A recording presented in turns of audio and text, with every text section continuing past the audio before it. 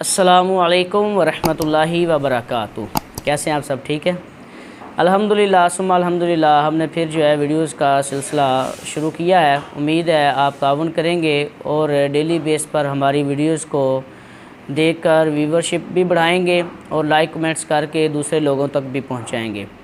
एक मसला जो अमूमन पूछा जाता है कि क्या मियाँ बीवी इकट्ठे खड़े होकर नमाज अदा कर सकते हैं? क्या वो एक ही सफ़ में एक साथ खड़े होकर नमाज अदा कर सकते हैं? तो इसके जवाब में अर्ज़ है कि मियाँ बीवी एक साथ इस तरह खड़े हों कि दोनों किसी की इक्तदा में हों, यानी कि इमाम हो और उसके पीछे वो दोनों इक्तदा में नमाज़ पढ़ रहे हों, तो दोनों की नमाज़ फासिद हो जाएगी। या फिर शोहर इमाम हो और बीवी उसकी मुक्तदी बन के उसके साथ खड़ी हो, तो दोनों की नमाज़ इस सूरत में भी फासिद हो जाएगी।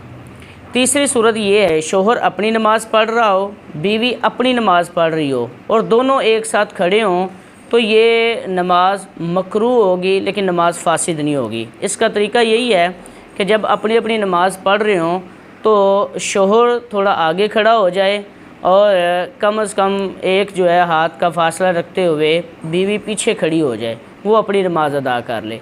एक साथ खड़े ना हो ताकि नमाज में कराहत भी ना आए। वल्लाहु आलम व रसूलुहु आलम अज़्ज़ा वजल व सल्लल्लाहु तआला अलैहि वसल्लम।